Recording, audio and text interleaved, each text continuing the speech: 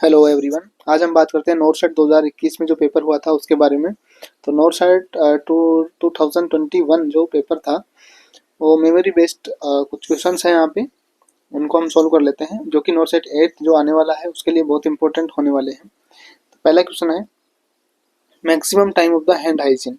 Hand hygiene के लिए maximum time कितना लगता है? Option A 90 second, option B 20 to 30 second, option C 1 minute, option D 2 minute.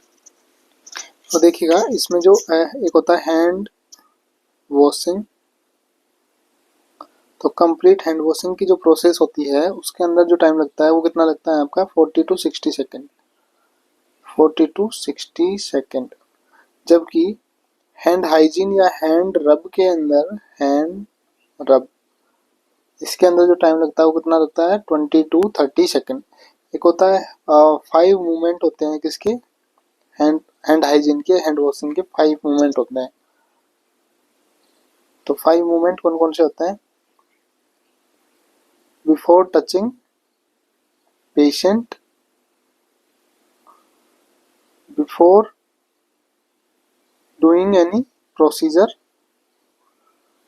और 3 आफ्टर हैं।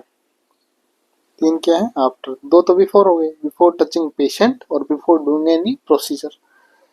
तीसरा है after touching patient, after touching patient surroundings and जो बॉडी फ्लूइड्स होते हैं उनके एक्सपोजर के बाद, यानी after after body fluid exposure. तो ये 3 आफ्टर होते हैं, 2 बिफोर होते हैं। ये भी क्वेश्चन आ जाता है कई बार। नेक्स्ट देखिएगा, नेक्स्ट क्वेश्चन जो है question number 2, maximum and minimum score of the GCS Glasgow coma scale. तो मैक्सिमम एंड मिनिमम स्कोर क्या होते हैं इसके? ऑप्शन 1 है 8 to 9, ऑप्शन बी है 8 to 12, ऑप्शन सी है 12 to 13 एंड ऑप्शन डी है 3 to 15। तो देखिएगा ग्लासगो कोमा स्केल के अंदर 3 पैरामीटर होते हैं, ईवीएम, आई, वर्बल और मोटर। ये रेस्पॉन्स हम चेक करते हैं। इनके अंदर मिनिमम स्कोर दिया जाता है 111, ये तो हो गया मिनिमम स्कोर। और मैक्सिमम स्कोर कितना दिया जाता है? 4 आई में दिया जाता है, वर्बल में 5 दिया जाता है, मोटर में 6 दिया जाता है। तो टोटल कितना हो गया? मैक्सिमम 15 और मिनिमम 33। तो मिनिमम स्कोर पूछे तो मिनिमम होता है 3 और मैक्सिमम कितना होता है 15। तो मिनिमम टू मैक्सिमम 3 to 15 होता है। तो राइट आंसर आपका रहेगा ऑप्शन डी रहेगा। नेक्स्ट है question number 3, side effect of the chloramphenicol. तो साइड इफेक्ट क्या है क्लोरामफेनिकोल का? ऑप्शन ए है dizziness, option B headache, option C bone marrow suppression and option D है इम्यूनिटी सप्रेशन। तो देखिएगा क्लोरामफेनिकोल जो होती है एक प्रकार की क्या होती है? एंटीबायोटिक होती है ये। और इसका जो सीरियस साइड इफेक्ट होता है वो क्या करता है? ये बोन मैरो सप्रेशन करता है। ठीक है, नेक्स्ट है question number 4, needle goes preferred with blood transfusion is. Blood transfusion के लिए कौन सा निडल गोज प्रेफर करेंगे? ऑप्शन ए है 16 गोज, ऑप्शन बी है 18 गोज, ऑप्शन सी है 20 गोज एंड ऑप्शन डी है 22 गोज। तो देखिएगा कई बार कलर कोडिंग से भी क्वेश्चन पूछ लेता है। ठीक है, कलर कोडिंग से भी पूछ लेता है। तो यहाँ पे देखिएगा जो सबसे बड़ा गोज होता है वो यूज करेंगे हम। सबसे बड़ा गोज क्या है? 16 है सबसे बड़ा वैसे, लेकिन हम ब्लड ट्रांसफ्यूजन के लिए क्या करते हैं? 18 नंबर का गोज यूज करते हैं, ग्रीन का, ग्रीन कलर का होता है ये ना। 18 गोज जो होता है ग्रीन कलर का होता है। ऐसे ही 18 20 गोज का होता है, पिंक होता है। 22 ब्लू होता है एंड येलो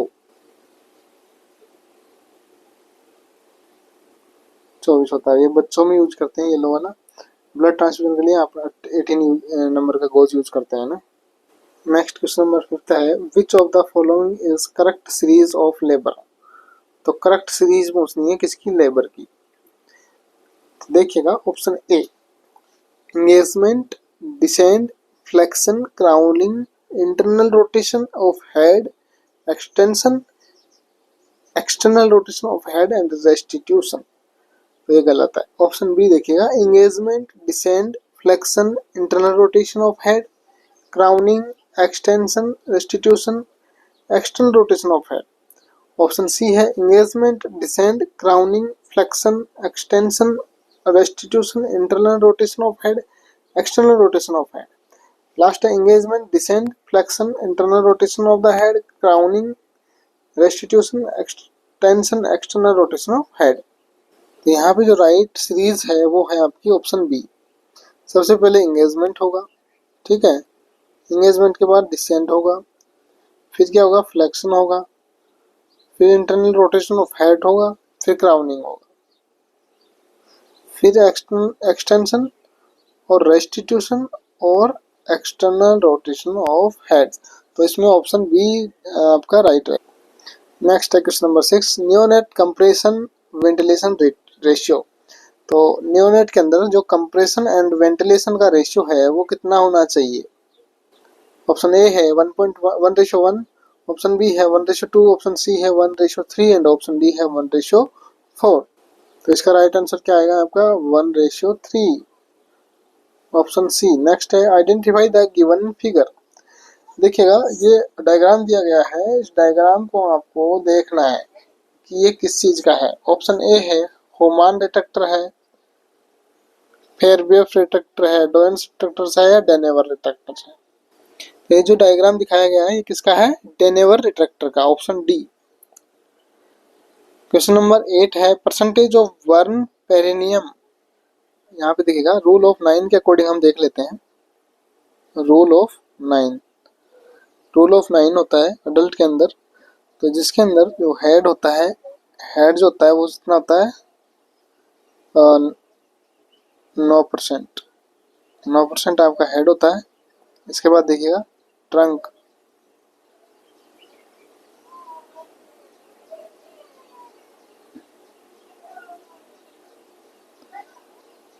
जो ट्रंक होता है वो कितना होता है, तो आपका ट्रंक जो है एंटीरियर 18 और पोस्टीरियर 18, यानी कि आगे से 18 होता है, पीछे से 18 होता है, ये आपका ट्रंक होता है। और आर्म जो होती है, ये हाथ है 9, ये हाथ है 9, 18 लेग, 18 लेग। तो देख ली कितना हो गया, 18 2 36, 18 4 18 चौक 72, 18 5 90 और 9 99, 99% हो गया। 1% बचता है आपका पेरिनियम, ये बचा है 1%। अब देखिएगा यहाँ पे जो बर्न परसेंटेज पूछ रहा है, तो पेरिनियम के अंदर तो 1 ही % होता है रूल ऑफ 9 के अकॉर्डिंग, तो लेकिन यहाँ 1% का ऑप्शन नहीं दिया था इसने, 3 से 13% दिया था, 18% दिया था, 9% दिया था, 4.5% दिया था। तो जो इसने माना था आंसर वो है माना था 3 से 13%। तो आप देख लीजिएगा इसमें क्या आंसर आएगा, लेकिन जो इसने माना था वो ये माना था। नेक्स्ट है question number 9, which disease not included in the Mission Indradhanush. Mission Indradhanush के अंदर कौन सी डिजीज इंक्लूडेड नहीं है। तो मिशन इंद्रधनुष किसका किसका एक वो है, ये किसके लिए लॉन्च किया गया था, ये टीकाकरण के लिए लॉन्च किया गया था, इम्यूनाइजेशन के लिए ये लॉन्च किया गया है। तो देखिएगा ऑप्शन ए है tetanus, option B diphtheria, option C pneumonia, option D whooping cough. तो डीपीटी ये तो एक यही हो गया ना, D diphtheria, pertussis, tetanus, whooping cough को हम पर्टुसिस भी बोलते हैं। तो निमोनिया इसमें नहीं इंक्लूड होता है क्योंकि निमोनिया का कोई टीका नहीं लगता है, तो इसलिए मिशन इंद्रधनुष में निमोनिया इंक्लूडेड नहीं है। नेक्स्ट है क्वेश्चन नंबर 10 है birth weight quadruple by. Quadruple मतलब होता है 4 गुना, 4 गुना। तो जो बर्थ वेट है वो 4 टाइम कब हो जाता है आपका, 5th मंथ पे, ऑप्शन 1 है, बी है 1 ईयर पे, ऑप्शन सी है 18 मंथ पे और ऑप्शन डी है 2 ईयर्स पे। तो यहाँ पे देखिएगा जो बर्थ वेट होता है वो डबल कब होता है, ठीक है, डबल कब होता है, वो डबल होता है वो 6 मंथ पे। कितने मंथ पे, 6 मंथ पे। और ट्रिपल 1 ईयर पे। यहाँ पे जो क्वार्टरपल कब होगा, तो क्वार्टरपल होगा 2 ईयर से, 2 से 2.5 साल पे, 2 से 2.5 साल पे कितना हो जाएगा क्वार्टरपल, 4 गुना हो। नेक्स्ट है question number 11, height of the neonate double by. तो हाइट नियोनेट की डबल कब हो जाती है? Option A 4 year, option B 3 year, option C 2 year and option D 1 year. तो 4 ईयर राइट आंसर रहेगा, 4 ईयर पे डबल हाइट हो जाती है। नेक्स्ट है question number 12, SSPE is complication of which disease? यहाँ पे देखिए SSPE का मतलब होता है सब एक्यूट स्क्लेरोसिंग पेनसिफेलाइटिस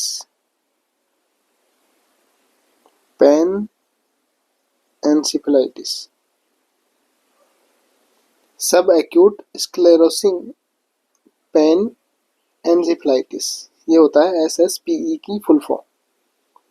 तो ये किसका कॉम्प्लिकेशन है, कौन सी डिजीज का कॉम्प्लिकेशन है? ऑप्शन ए है whooping cough, option B measles, option C meningitis and option D tetanus. तो इसका राइट आंसर जो रहेगा वो है मिजल्स। मिजल्स का कॉम्प्लिकेशन है ये, ठीक है, SSPE। नेक्स्ट है question number 13, the term decrease number of the RBC is?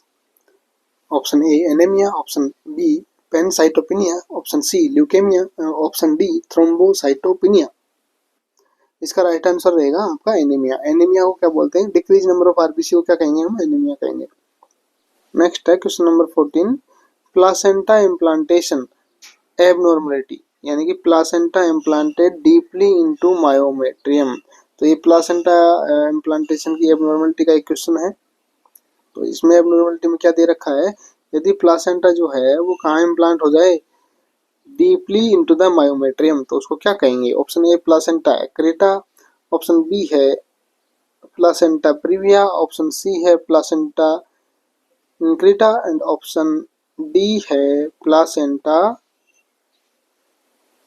पेरक्रेटा। तो ये पूछ रहा है, देखो प्लासेंटा कहाँ इम्प्लांट हुआ है? Deeply into the myometrium, myometrium layer में इम्प्लांट हुआ है। तो देखिए ये सभी प्लासेंटा इम्प्लांटेशन के एबनॉर्मलिटीज हैं। यहाँ पे देखिए प्लासेंटा प्रीविया और एब्रुप्टिव प्लासेंटा, ये जो दोनों हैं, प्लासेंटा प्रीविया जो होता है, प्रीविया का मतलब होता है ये इम्प्लांटेशन इन lower uterine segment, lower uterine segment. तो लोअर यूट्राइन सेगमेंट में यदि इम्प्लांट हो जाता है प्लासेंटा, उसको हम बोलते हैं प्लासेंटा प्रीविया। इसके साथ में एक क्वेश्चन पूछा जाता है एब्रप्टिव प्लासेंटा। एब्रप्टिव प्लासेंटा क्या होता है? Premature separation of placenta.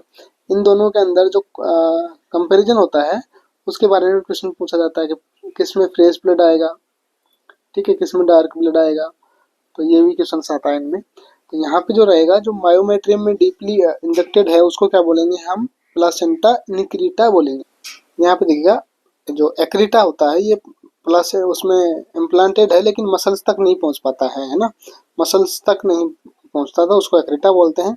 यदि मसल्स में पेनिट्रेट हो जाता है तो वो प्लासेंटा इंक्रेटा, और मसल्स को पेनिट्रेट करके वो ज़्यादा डीपली चला जाता है, अंदर चला जाता है और नियर बाई ऑर्गन तक भी पहुंच जाता है, तो उसको पेनक्रेटा बोलते हैं, ठीक है।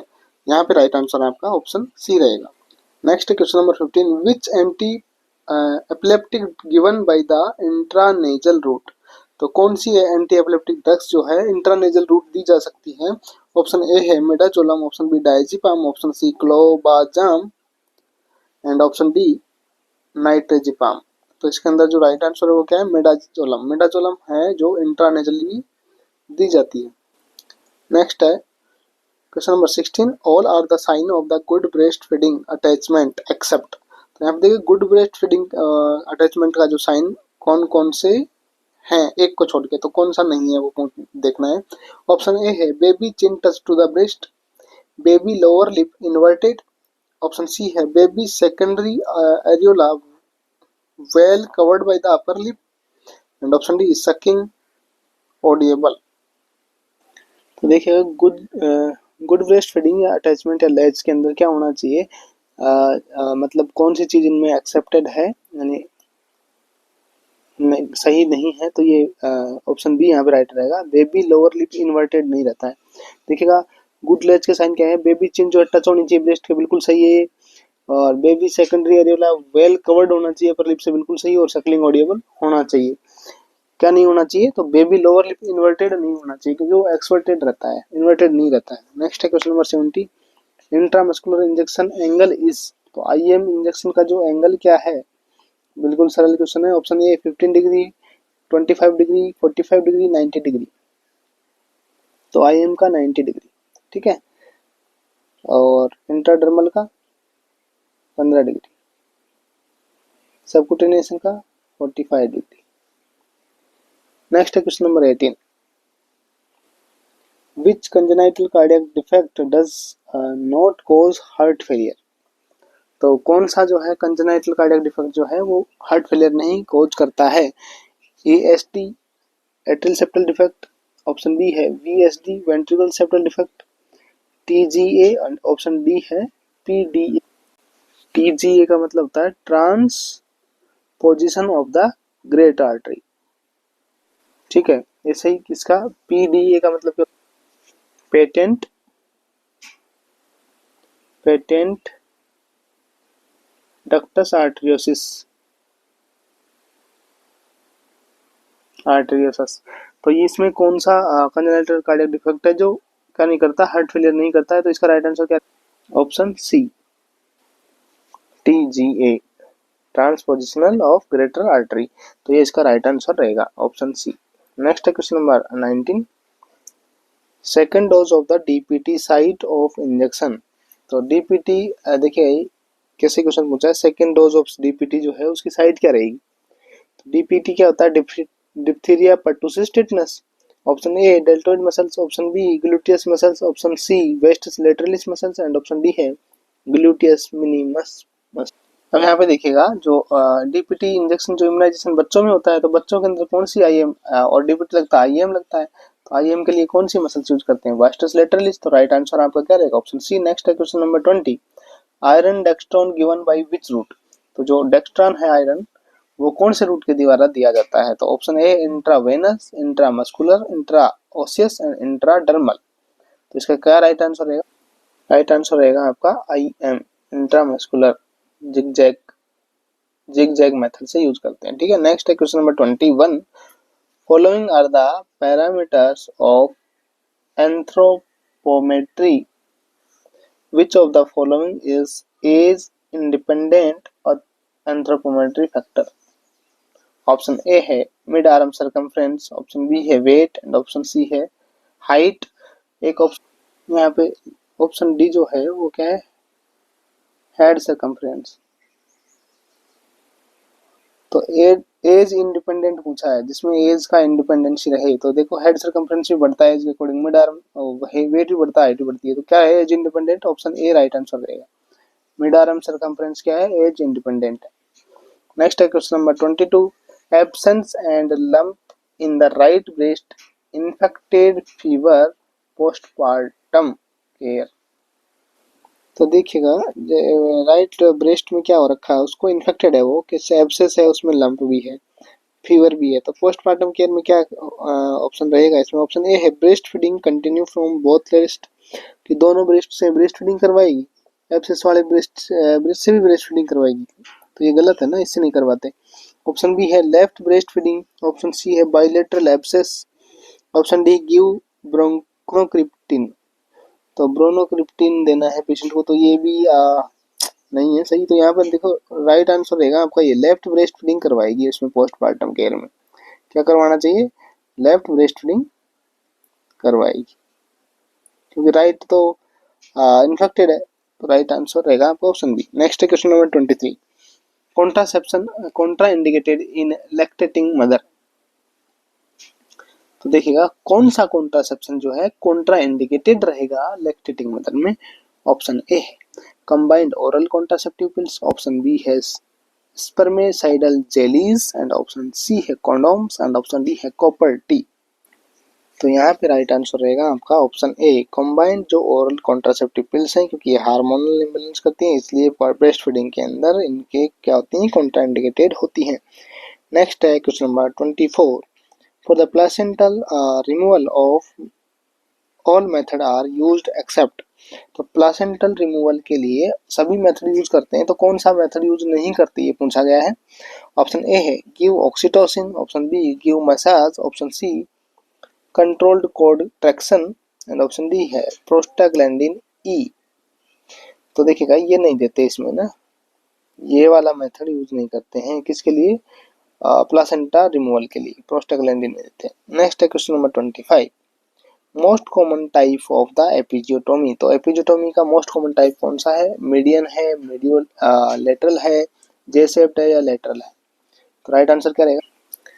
मीडियो लेटरल करेगा, मीडियो लेटरल। तो ये मोस्ट कॉमन क्या है? टाइप ऑफ एपिजियोटोमी है। नेक्स्ट है question number 26, in which episiotomy tear anal sphincter is intact. तो कौन सी टाइप की एपिजियोटोमी जो है उसके अंदर एनल स्फिंक्टर जो रहता है वो इंटैक्ट रहेगा? फर्स्ट डिग्री में, सेकंड डिग्री में, थर्ड डिग्री में या फोर्थ डिग्री में? तो यहाँ पे देखिएगा सेकंड डिग्री जो है, सेकंड डिग्री तक यदि क्या हुआ है, एपिजियोटोमी टीयर हुआ है, तो वो स्फिंक्टर क्या रहेगा? इंटैक्ट रहेगा, उसके बाद वो इंटैक्ट नहीं रहेगा। नेक्स्ट है question number 28, exclusive breast feeding is up to. तो एक्सक्लूसिव ब्रेस्ट फीडिंग कब तक करवानी चाहिए? Option A 1 year, 2 year, 6 month और 4 मंथ। राइट आंसर 6 मंथ तक, बिल्कुल राइट आंसर है। नेक्स्ट है question number 27, which of the following is not included in the surgical safety checklist. Surgical safety checklist में कौन सा इंक्लूडेड नहीं है? ऑप्शन ए है verify with the patient name and the procedures to be done. Option B है allergy check. Option C है medication check. Option D है counselling. तो क्या चीज इसमें रहेगी? तो इसमें जो राइट आंसर रहेगा वो रहेगा आपका काउंसलिंग। नेक्स्ट है question number 29, true about the complementary feeding is. तो कॉम्प्लीमेंट्री फीडिंग के बारे में सही तथ्य क्या है? ऑप्शन ए देखिए, it can be started from the birth with breast feed. क्या बर्थ से स्टार्ट कर देनी चाहिए? नहीं, गलत है ये। Option B, it can be started by 6 month onward along with the breast feeding. बिल्कुल ये सही है। It is the substitute of breast feeding. ये ब्रेस्ट फीडिंग का सब्स्टिट्यूट है। ऑप्शन डी है बोथ ए एंड बी। तो बोथ ए एंड बी कैसे होगा? देखो ये तो गलत ही हो गया ना, it can be started from birth, birth से स्टार्ट नहीं कर सकते ना, तो ये गलत हो गया। और ए बी है तो ये भी गलत हो गया। ठीक है, तो राइट आंसर हमारे पास क्या है? बी है,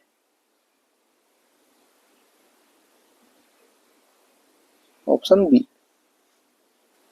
नेक्स्ट है question number 30, IV cannula size for rapid IV infusion. Rapid IV infusion के लिए कौन सा आईवी कैनुला चाहिए?